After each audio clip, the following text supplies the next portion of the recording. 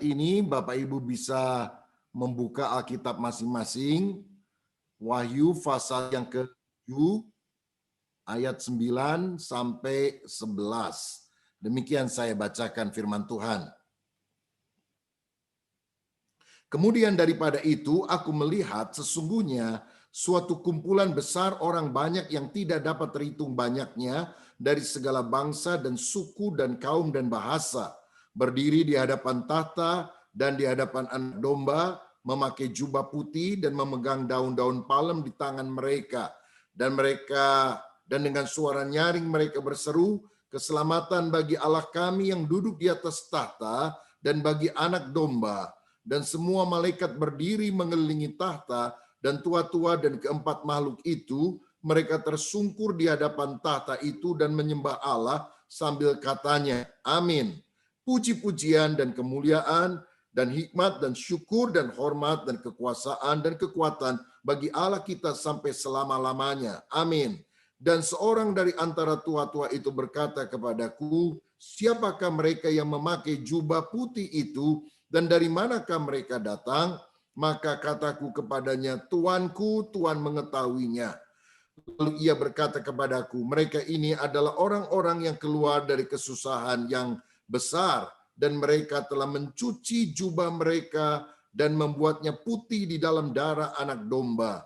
Karena itu mereka berdiri di hadapan tahta Allah dan melayani Dia siang malam di bait sucinya.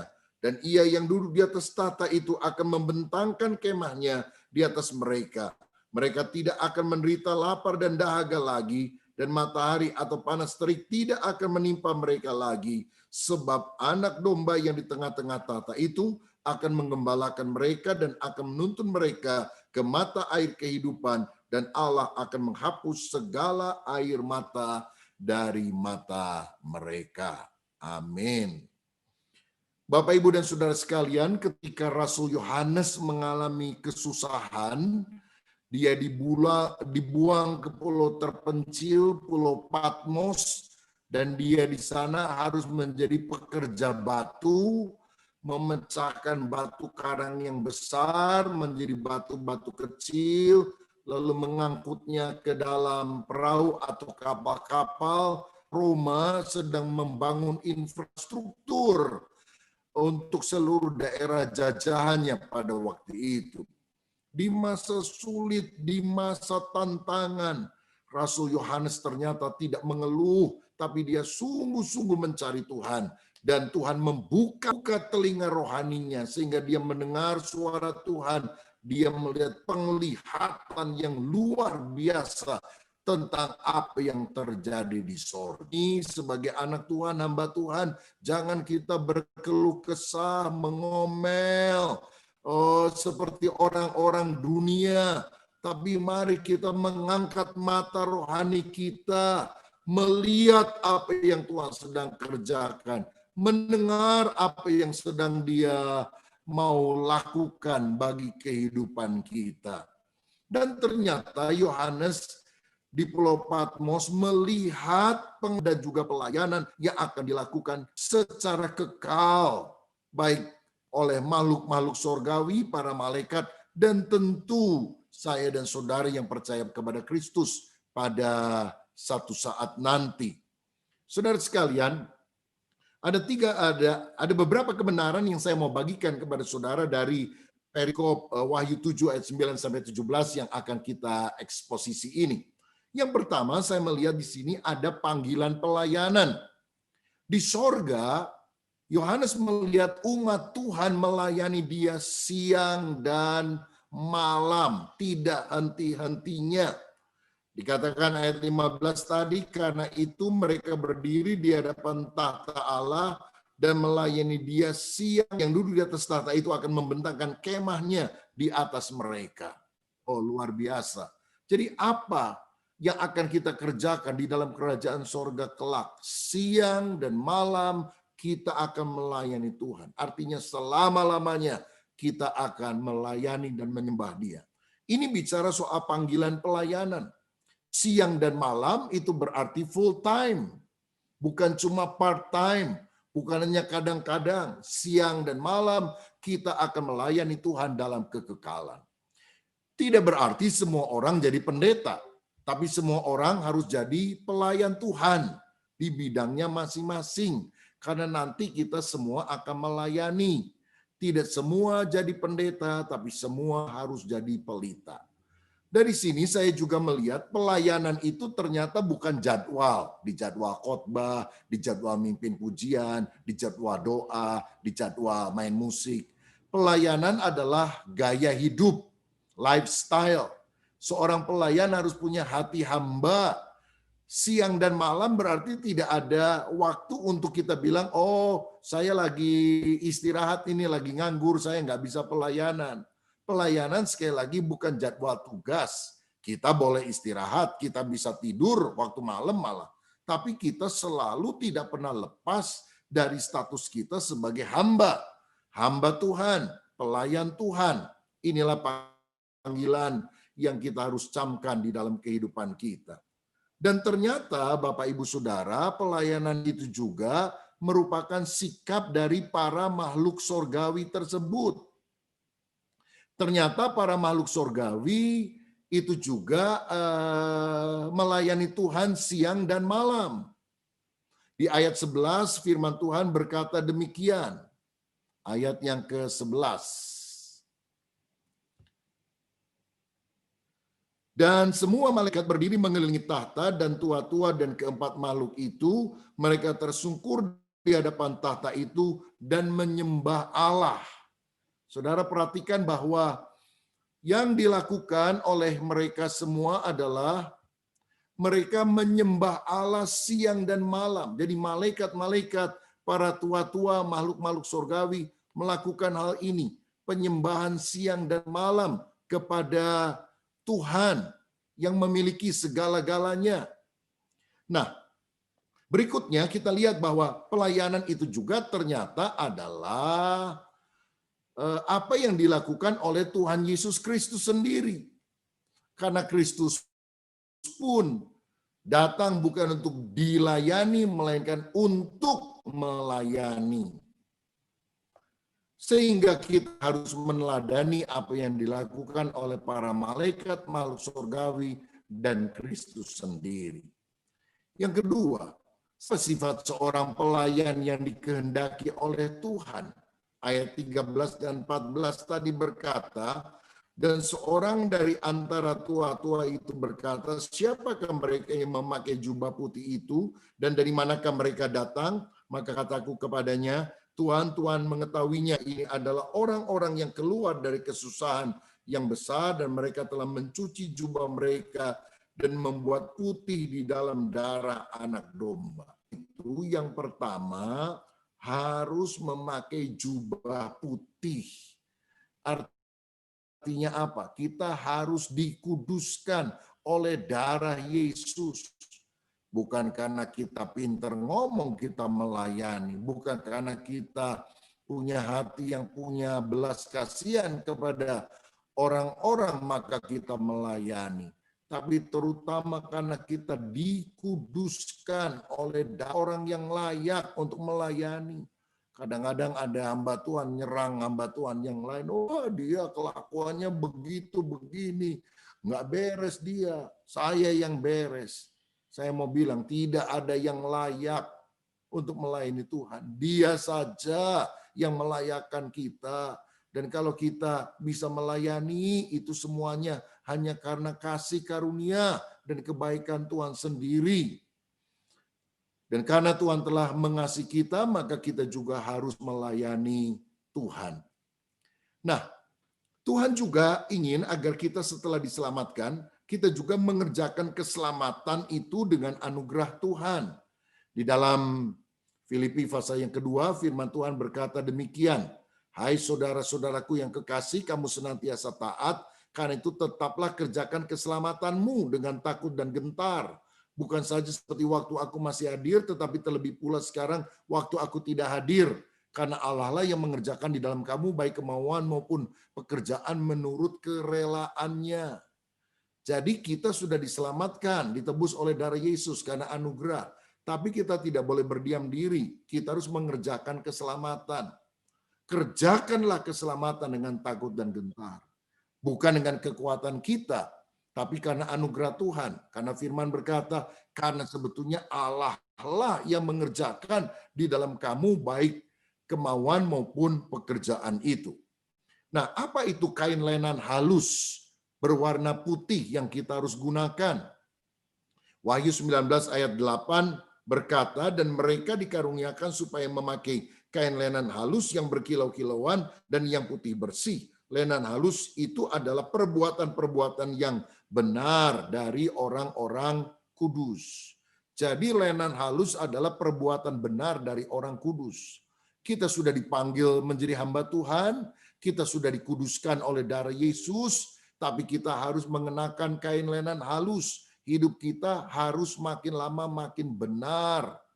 Siapakah yang boleh naik ke atas gunung Tuhan?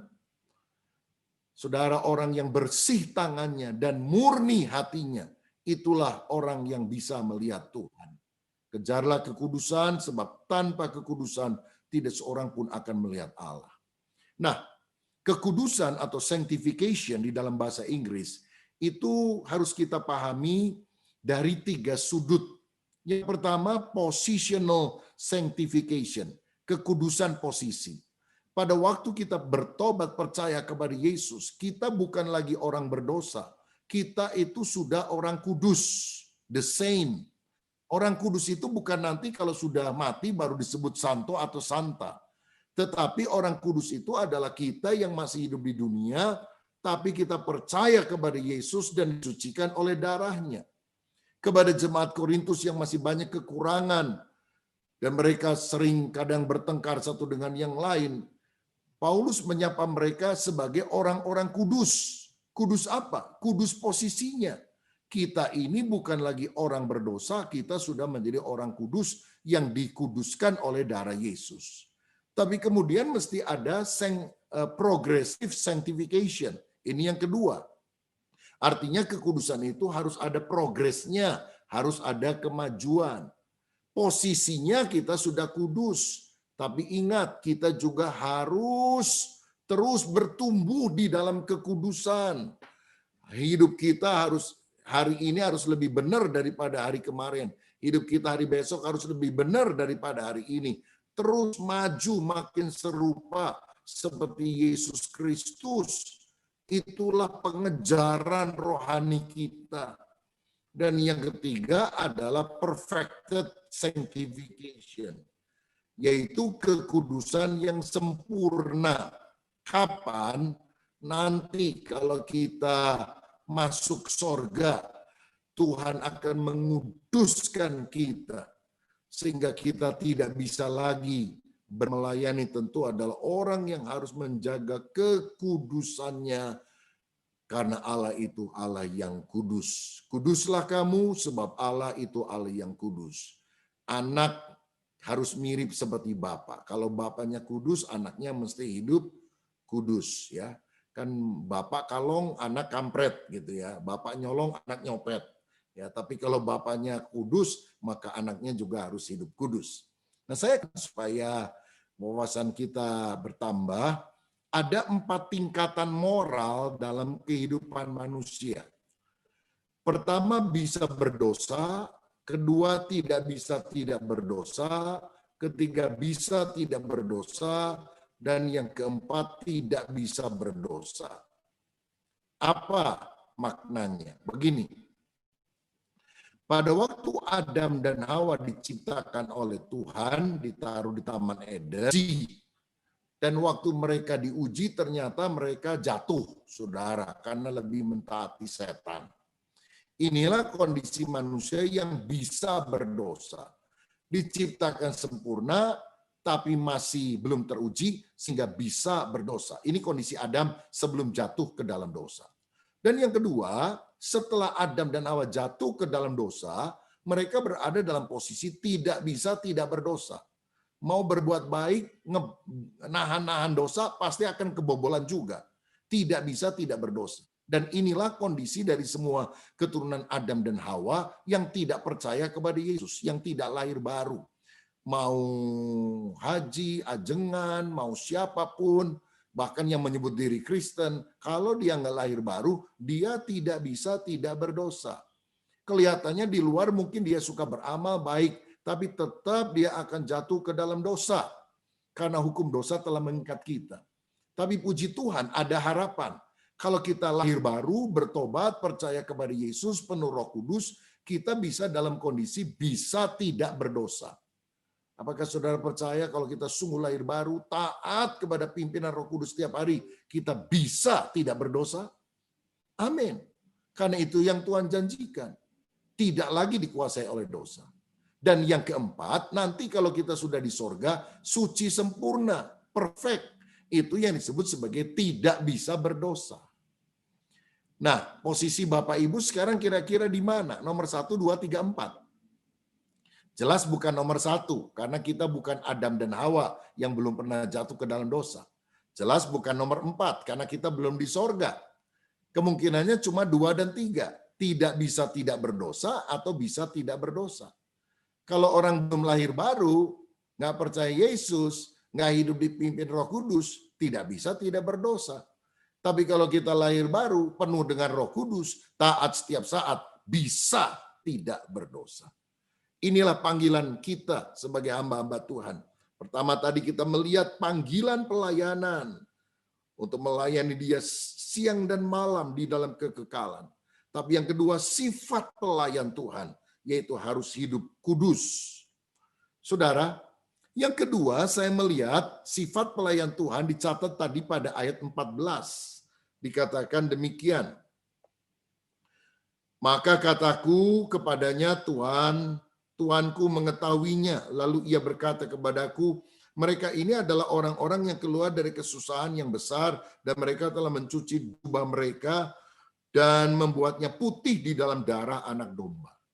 Yang kedua, ciri seorang pelayan Tuhan sejati bukan hanya hidup kudus, tapi dia harus melalui kesusahan besar. Apa maknanya? Punya jiwa martir, jiwa yang rela berkorban. Mau dibentuk, rela memikul salib dan mendisiplin diri karena cinta dan setia kepada Kristus. Hamba Tuhan, pelayan Tuhan itu bukan cari enak-enakan, senang-senangan. Wah, kok jemaat saya begini ya, banyak masalah dan sebagainya. Itulah panggilan kita memang. Siapa suruh melayani jadi hamba Tuhan, jadi pelayan Tuhan. Kita seringkali mengalami kesusahan.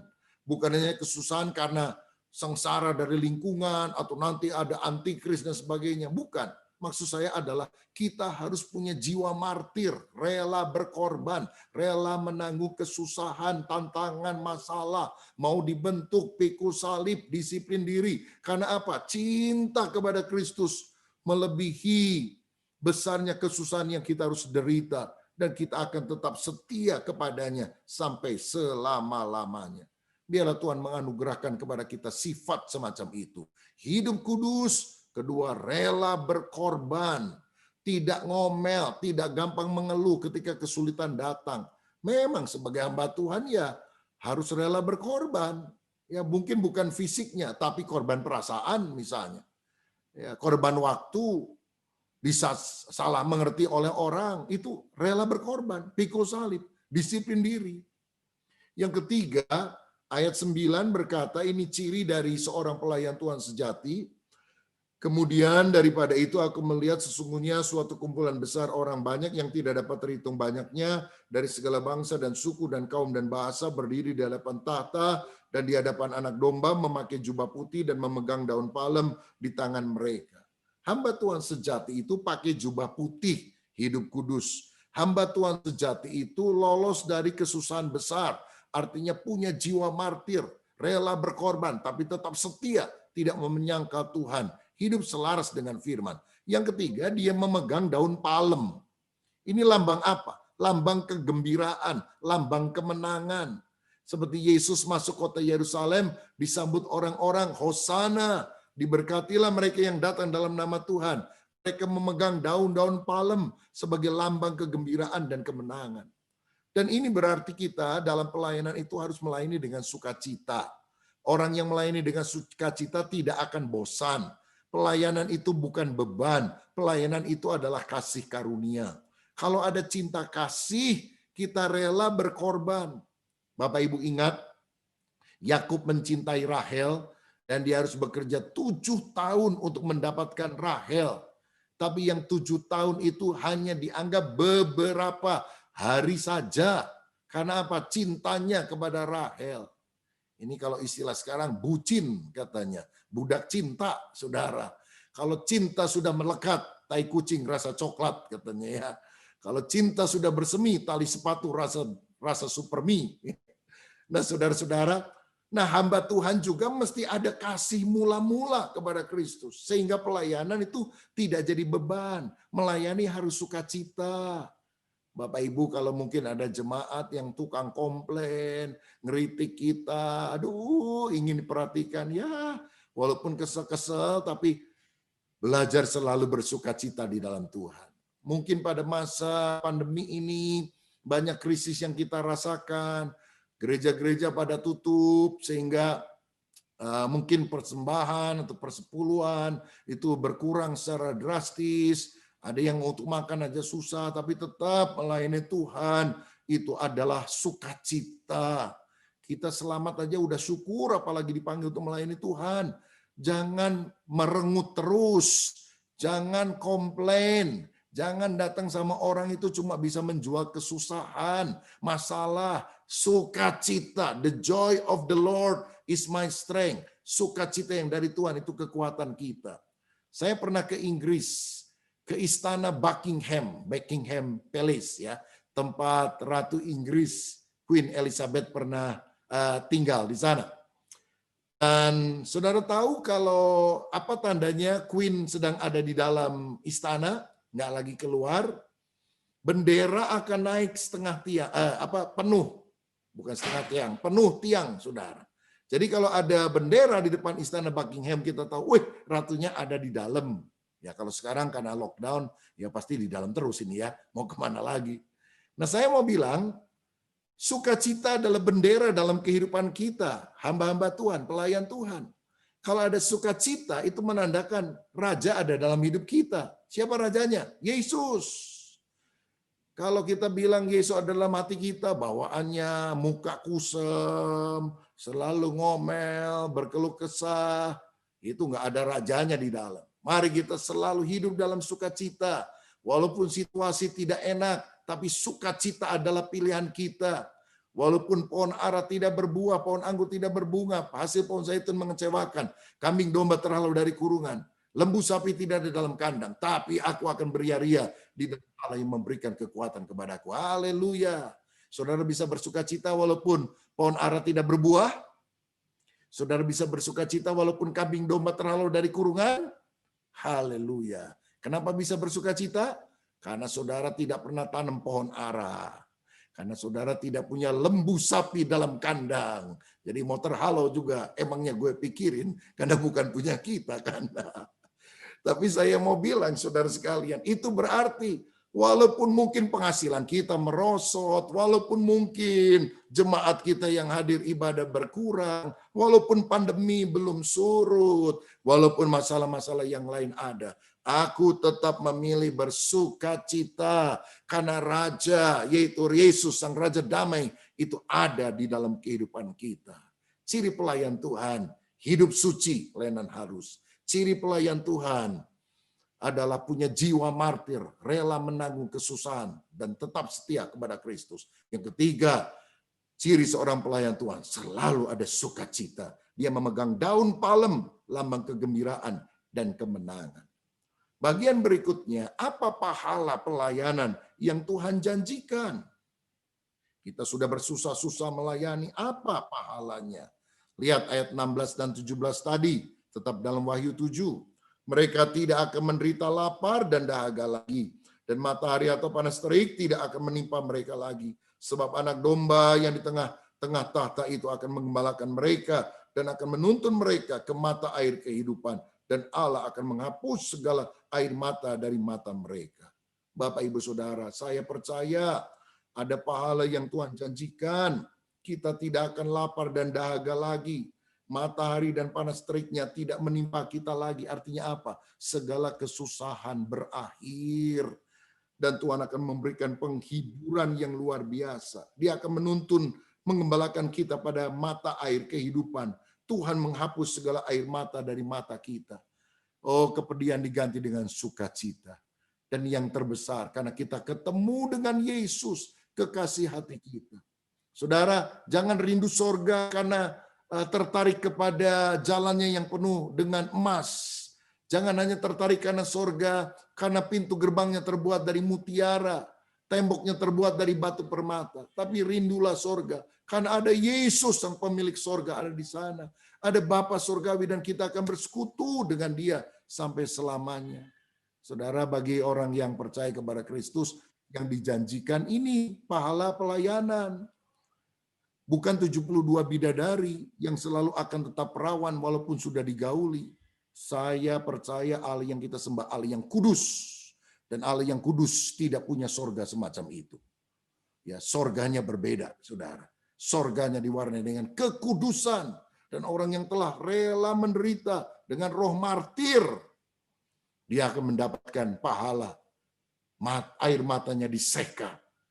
Panas terik, kesusahan, kelaparan diganti dengan berkat yang melimpah. Tentu ini bukan jasmani, karena surga bukan makan minum tentunya. Tetapi kepuasan rohani karena kita berjumpa dengan Sang Juru Selamat itu. Haleluya. Ingatlah ada pahala pelayanan yang Tuhan berikan kepada kita. Mahkota kemuliaan yang tidak pernah akan layu. Dan yang keempat, kita melihat di sini juga ada berbagai jenis pelayanan. Saya bacakan Roma 16 ayat 1-4. Bapak Ibu boleh buka Alkitab juga ya. Dikatakan, aku meminta perhatianmu terhadap Febe saudari kita yang melayani jemaat di Kengkrea, supaya kamu menyambut dia dalam Tuhan. Sebagaimana seharusnya bagi orang-orang kudus, dan berikanlah kepadanya bantuan bila diperlukan. Sebab ia sendiri telah memberikan bantuan kepada banyak orang, juga kepadaku sendiri. Sampaikanlah salam kepada Priskila dan Aquila, teman-teman sekerjaku dalam Kristus Yesus. Mereka telah mempertaruhkan nyawanya untuk hidupnya. Kepada mereka bukan aku saja yang berterima kasih, tetapi juga semua jemaat bukan Yahudi. Ada dua nama wanita disebut di sini, Febe dan Priskila atau Priska. Saudara-saudara,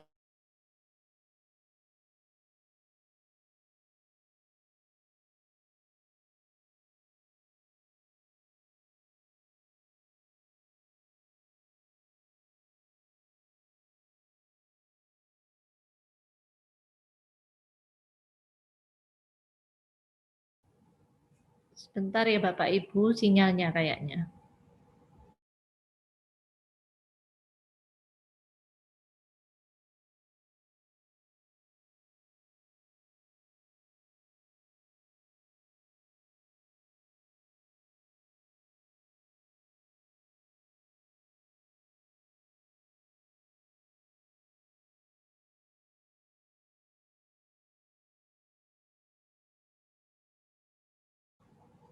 Pak Rubinnya sinyalnya jelek, jadi lagi keluar. Nanti tunggu Pak Rubin sebentar masuk ya Bapak Ibu.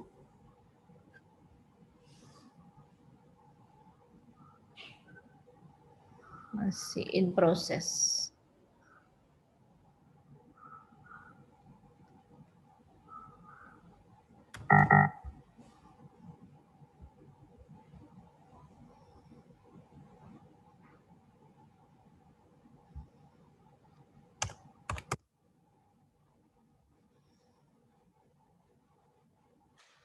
Nah, ini udah masuk.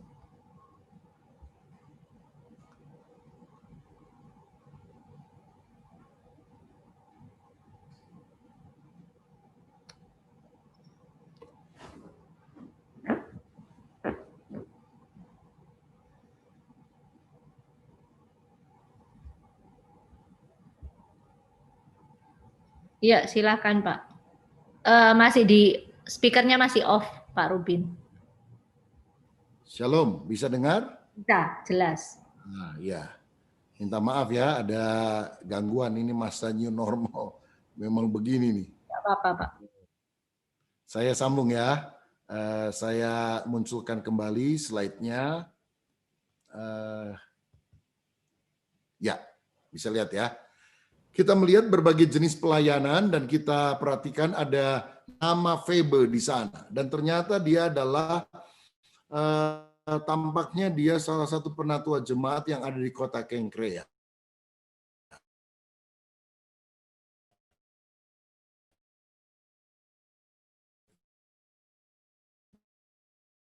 Jadi sebagai pemimpin, misalnya dalam keluarga, sebagai pemimpin. Tetapi ketika pria menolak, maka wanita bisa dipakai Allah. Misalnya ada seorang hakim yang bernama Deborah. Yang pertama diminta untuk memimpin itu kan bukan Deborah, saudara, Barak kan. Tapi Barak bilang, enggak saya sih mau ikut-ikut aja, dorong dari belakang. Akhirnya yang Tuhan pakai adalah wanita. Nah juga Priscilla. Kalau kita lihat ada 4 bagian Alkitab setidaknya menulis tentang Aquila dan Priscilla. Pertama ditulisnya Aquila dan Priscilla. Tapi kemudian Priscilla dan Aquila. Tentu Aquila sebagai seorang pria dia adalah kepala keluarga. Tapi rupanya Tuhan memberikan lebih banyak karunia rohani dalam pelayanan kepada istrinya, Priscilla. Sehingga tidak masalah ketika setiap orang mengerti bagian porsinya masing-masing, saudara-saudara. Ada suami istri, cinta Tuhan, sama-sama melayani. Tapi istrinya itu lebih diberi karunia oleh Tuhan untuk menyampaikan firman misalnya, untuk lebih fasih bicara, dan suaminya mendukung. Ini juga suatu hal yang luar biasa. Karena pelayanan itu ada berbagai jenisnya. Dan tidak perlu kita saling iri dan menganggap satu pelayanan lebih hebat dari pelayan lain. Semua pasti punya porsinya masing-masing. Nah, apa saja jenis pelayanan yang kita bisa lakukan? Yang pertama, Bapak Ibu, kita bisa melayani dengan cara membagikan firman. Dalam Kisah Rasul 18 ayat 2 dan 3 kita baca begini, di Korintus ia berjumpa dengan seorang Yahudi bernama Aquila yang berasal dari Pontus, ia baru datang dari Italia dengan Priscilla istrinya karena Kaisar Claudius memerintahkan supaya semua orang Yahudi meninggalkan Roma. Paulus singgah ke rumah mereka dan karena mereka melakukan pekerjaan yang sama, ia tinggal bersama-sama dengan mereka. Mereka bekerja bersama-sama karena mereka sama-sama tukang kemah. Nah, jadi Aquila dan Priscilla itu asalnya tinggal di Roma, tapi diusir oleh Kaisar Claudius, maka mereka pindah ke Korintus. Dan Paulus singgah ke rumah mereka, karena apa, saudara sekalian? Dia ternyata sama-sama tent maker, pembuat tenda. Dari sini saya melihat pelayan Tuhan itu ada yang full-timer, ya tidak bekerja sekuler, seperti Petrus, meninggalkan perahunya, jalannya untuk mengikut Yesus. Tapi ada yang juga seperti Paulus, Aquila, dan Priscilla. Mereka itu pelayan Tuhan, tapi untuk membiayai kebutuhan hidup mereka bekerja sebagai pembuat tenda. Kalau sekarang jadi developer, ya bikin rumah gitu saudara. Uangnya untuk menopang pelayanan. Ya ada gereja yang tidak mengizinkan pendeta yang melayani itu bekerja sekuler. Tapi ada gereja yang lebih fleksibel karena mereka melihat ada pelayan seperti Petrus yang full timer, ada pelayan seperti Paulus. Nah, tetapi yang jelas full timer atau tidak full timer, yang penting kita full heart, saudara sekalian. Kadang-kadang kalau yang awam itu tapi cinta Tuhan bukan full time lagi, overtime, saudara ya. Udah kerja sekuler di dunia, udah capek-capek, pelayanan juga sore sampai malamnya. Itu juga tentu diperhitungkan oleh Tuhan. Nah ternyata ayat 24-26 mereka ketemu, ini Aquila Priscilla, ketemu dengan seorang pembicara yang sangat fasih yang namanya adalah Apolos. Wah, jadi kalau dia khotbah orang bertobat, kalau dia menjelaskan kitab suci orang ngerti. Tapi ada kekurangannya, yaitu Apolos hanya ngerti baptisan itu baptisan Yohanes, baptisan pertobatan. Dia belum ngerti orang harus dibaptis dalam nama Bapa, Putra, dan Roh Kudus atau dalam nama Tuhan Yesus Kristus. Karena itu Priscilla dan Aquila tidak menyerang di sosmed, saudara, menyalah-nyalahkan. Seperti sekarang banyak YouTuber itu ya, baru muncul, nggak jelas, track recordnya nggak ada, nyerang pendeta A, B, C, D. Waduh, rasanya paling pinter. Dan banyak netizen yang baru belajar teologi 3 bulan, saudara, lewat YouTube lagi. Mengkafir-kafirkan orang, menyalah-nyalahkan pendeta yang sudah berpuluh-puluh tahun melayani dengan tulus, belajar teologi puluhan tahun. Waduh, memang ini zaman edan katanya, saudara. Tetapi mari kita punya sikap seperti Aquila dan Priscilla. Dia panggil, dia undang Apolos ke rumahnya. Saya yakin pasti dikasih makan, ditraktir ya. Mungkin disuruh makan dulu, capcay, puyung hai, barongsai, disiapkan untuk mereka gitu ya. Sehingga mereka makan kenyang, lalu ngobrol-ngobrol. Pak Apolos, khotbah Anda itu luar biasa, cuma ada satu yang perlu dilengkapi. Apa itu ya? Baptisan Yohanes itu kan baptisan pertobatan. Sekarang kita harus dibaptis dalam nama Yesus. Lalu diceritakan tentang Yesus. Oh iya benar ya. Waduh terima kasih ya. Sejak itu pelayanan Apolos lebih dilengkapi oleh Tuhan. Saudara, mari kita belajar membagikan firman kepada orang karena orang sekarang perlu tuntunan firman. Apa yang merupakan kehendak Tuhan. Banyak sekali orang hari-hari ini bertanya kepada saya, boleh nggak kita orang Kristen divaksin? Karena di grup WA itu beredar, saudara, luar biasa kabar vaksin itu sudah dimasuki oleh microchip yang kecil sekali, nanochip katanya. Jadi kalau divaksin kita jadi antikristus. Saya mau bilang, saudara, kan nanti tandanya itu katanya di tangan dan di dahi, ya, bukan disuntikan dengan cairan ke dalam tubuh, kan nggak ada ayatnya, saudara. Lagi pula apakah tangan dan dahi itu hurufiah, benar-benar microchip, itu kan baru tafsiran yang spekulatif. Nah, jadi kalau kita punya anak atau bahkan kita sendiri dulu dicacar nggak? Saya masih ada tuh bekas cacar di lengan sini, ya. Saya punya 2 cucu sekarang, beberapa waktu sekali orang tuanya bawa ke dokter di antivirus, divaksin. Vaksin apa? Misalnya polio, BCG, macam-macam lah saudara sekalian. Nah jadi saya percaya bahwa nggak ada itu 666 katanya Bill Gates yang bikin. Waduh, sekarang ini banyak berita hoax. Jangan kita percaya hal-hal semacam itu. Saudara, nggak ada pemerintah yang ingin mencelakakan warganya dan presiden kita itu luar biasa. Kita bersyukur punya presiden seperti Pak Jokowi. Walaupun dihujat orang, dia bilang saya yang nomor 1 divaksin. Kalau memang mati, mati duluan. Tapi saya yakin Tuhan akan proteksi. Dan saya mau bilang, saudara, negara pertama di dunia yang menjalankan vaksinasi COVID-19. Saudara tahu negara apa? Israel. Israel itu sudah memiliki 6 juta lebih vaksin Pfizer dari Amerika Serikat. Karena ownernya juga orang Yahudi itu Pfizer, saudara sekalian. Dan sekarang ada kira-kira 2 juta orang Yahudi yang sudah disuntik vaksin. Yahudi itu negara, Israel itu negara yang maju teknologinya, maju kedokterannya, pemenang hadiah Nobel kebanyakan kan orang Yahudi. Jadi mereka mikir, saudara, jangan sampai kalau disuntik pada mati kan mana bisa. Israel berani menunjukkan hal tersebut. Kita ini banyak Kristen kadrun juga ini di Indonesia, saudara ya. Bukan cuma ini, hamba Tuhan juga sebar-sebar itu, jangan divaksin dan sebagainya. Ada roh antikris. Kita pembawa kabar baik, kita bukan pembawa kabar buruk.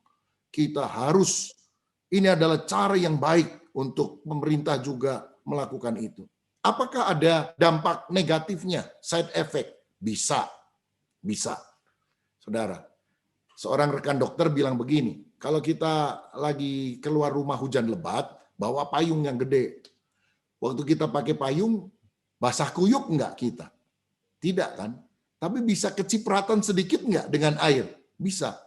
Jadi efek samping mungkin bisa ada. Kita doakan mudah-mudahan teknologinya lebih bagus sehingga efek samping berkurang. Tetapi dia bilang kalau efektivitasnya 90% lebih, maka lebih baik divaksin. Artinya Kalau orang divaksin, 90% kemungkinan sehat daripada tidak divaksin. Hanya 10% kemungkinannya sehat. Pilih mana? Karena itu saudara, mari kita sungguh-sungguh berdoa dan mendukung juga pemerintah yang ada pada masa sulit ini, supaya orang-orang Kristen, hamba Tuhan, gereja Tuhan tidak jadi beban karena hoax yang disebarkan.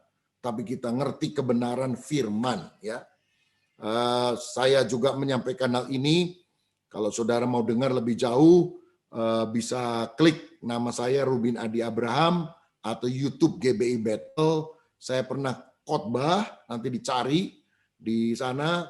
Apakah COVID tanda akhir zaman?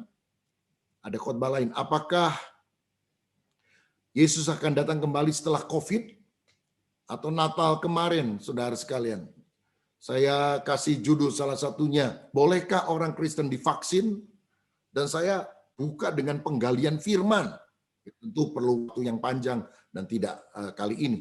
Tapi kita ini harus belajar firman supaya kita sendiri nggak terombang-ambing, digoyang oleh berbagai arus pengajaran, apalagi lewat WA group, lewat YouTube dan sebagainya. Tapi firm, teguh, kokoh, karena kita yakin ini yang Tuhan mau dalam kehidupan kita. Bagikan firman, kabar baik, Injil. Kita bukan pembawa kabar buruk.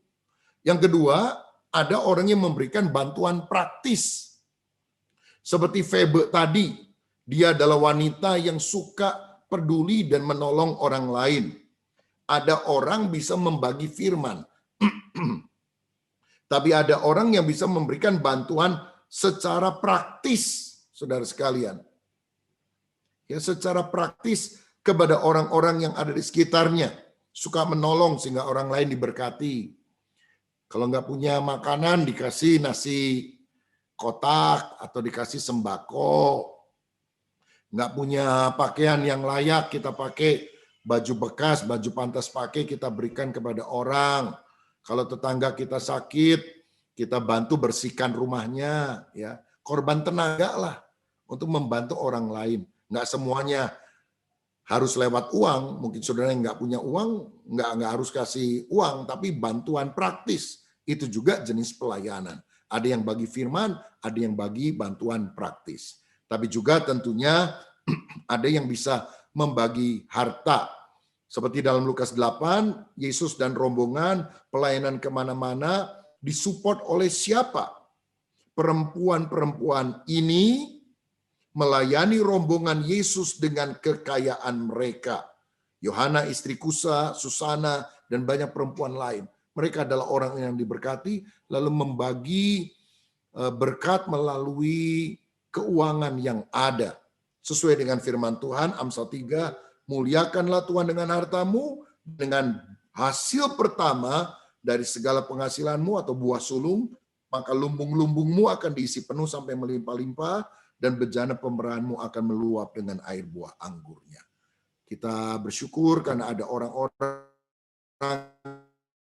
yang Tuhan pakai juga anak-anak Tuhan yang lain yang rela berkorban, membagikan hartanya, memfasilitasi.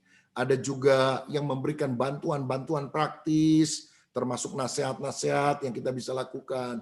Ada juga hamba-hamba Tuhan yang bisa membagikan firman Tuhan. Oh, kita ini komplit, saling melengkapi satu dengan yang lain. Ya, di persekutuan Priscilla Aquila juga ada yang mimpin pujian, ada yang main musik. Oh, bagus-bagus ya. Suaranya hadirat Tuhan. Cuma sinyal kadang-kadang suka jadi gangguan buat kita ini sekarang, saudara ya. Jadi musiknya dan suaranya kadang cepat, kadang lambat. Itu bukan karena penyanyinya itu, tapi karena sinyalnya ya. Sinyalnya yang kurang bagus begitu. Tapi luar biasa, ada yang menyiapkan sarana prasarananya, dananya, ada yang berbagi firman. Oh, betapa indahnya tubuh Kristus. Karena itu Bapak Ibu Saudara, apapun profesi kita, mari kita hidup untuk melayani Tuhan. Karena panggilan pelayanan kita semuanya dipanggil siang dan malam untuk melayani di dalam kerajaan sorga. Dan yang kedua tadi, sifat seorang pelayan, dia mesti pakai jubah putih, hidup kudus. Dia juga harus melewati kesusahan besar artinya punya jiwa martir, rela menderita bagi Kristus, rela berkorban. Dia memegang daun palem, lambang kegembiraan dan sukacita. Tuhan juga menjanjikan pahala pelayanan di dalam kerajaan sorga, penghiburan yang tanpa batas, dan berbagai jenis pelayanan. Apapun pelayanan itu, mari kita lakukan untuk kemuliaan nama Tuhan. Kiranya berkat firman menjadi kekuatan bagi kita semuanya.